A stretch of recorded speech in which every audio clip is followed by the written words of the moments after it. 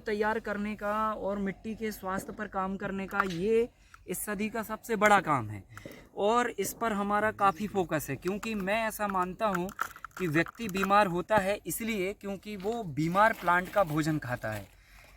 Plant बीमार इसलिए होता है क्योंकि वो बीमार मिट्टी में उसे उगाता है। तो अगर हम व्यक्ति को ठीक करना चाहते हैं तो हम प्लांट को भी ठीक ना करें, हम पहले मिट्टी को ठीक करें।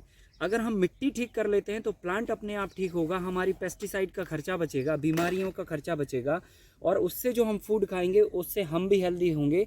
और इसके लिए मैंने काफ़ी प्रयास किया, मिट्टी का अध्ययन किया, उसको समझा। तो सबसे पहले नंबर तो मिट्टी की सुधार प्रक्रिया में हमें चाहिए कि मिट्टी को हम ट्रीटमेंट करें। तो ट्रीटमेंट में बहुत सारी अशुद्धियाँ होती हैं मिट्टी के अंदर, वो हमें दूर करनी पड़ती हैं, जो हमारी प्रीवियस क्रॉप से आती हैं, पुरानी फसलों से आती हैं। तो जैसे कि हमारे हम जो भी फसल लगाते हैं उसमें बहुत सारे ऐसे मतलब फसलों के गुण होते हैं जो अवशिष्ट के रूप में मिट्टी में पड़े होते हैं, वो हमें ख़त्म करने पड़ते हैं। तो उसके लिए हम चूना और नीम पाउडर का ट्रीटमेंट करते हैं और ट्रीटमेंट करने के बाद हम मिट्टी को टिलेज करके 15 दिन तक के लिए छोड़ देते हैं। इससे क्या होता है, मिट्टी में जो पुरानी फसलों की आई हुई बीमारियों की अशुद्धियाँ हैं वो ठीक हो जाती हैं और फिर उसके बाद मिट्टी न्यूट्रल हो जाती है, बेसिकली उसमें कोई बीमारी नहीं है। अब हम क्या करते हैं, अवशिष्ट खत्म करने के लिए उसमें जो भी तिनका, कचरा, पत्ता या पुरानी फसल के अवशिष्ट पड़े हुए हैं उनको कंपोस्ट करने के लिए वेस्ट डिकम्पोजर बना के डालते हैं। तो वेस्ट डिकम्पोजर में गुड़, गोबर, गौमूत्र, ईस्ट, उड़द दाल का आटा, इन सबको मिला के 1 दिन तक रखते हैं और 1 दिन के बाद में ये पूरी तरह से फर्मेंट हो जाते हैं, ये बैक्टीरिया एक्टिव हो जाते हैं और वो बैक्टीरिया जब हम खेतों में छिड़क देते हैं और फिर हम रोटावेटर कर देते हैं तो पूरी तरह से वो सारा कचरा जो हमारी फसल को नुकसान पहुंचा सकता है वो कचरा पूरा सड़ जाता है, कंपोस्ट हो जाता है। सो मिट्टी उस लेवल पे भी अब कोई भी बीमारी नहीं ला सकती है, इस तरह से हो जाती है।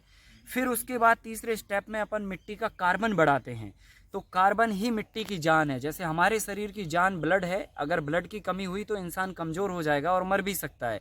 ठीक उसी तरह से मिट्टी का अगर कार्बन कम हुआ तो मिट्टी कमज़ोर हो जाएगी और बंजर, जिसे हम कहते हैं पत्थर हो गई, बंजर हो गई, वो हो जाएगी। तो कार्बन परसेंटेज अगर हम साइंटिफिक तरीके से वैज्ञानिकों के मुताबिक जाएं तो 2 से 3% होना चाहिए, पर ऐसा मेरा मानना है कि अच्छा कार्बन मिट्टी में 2 से 5% होना चाहिए।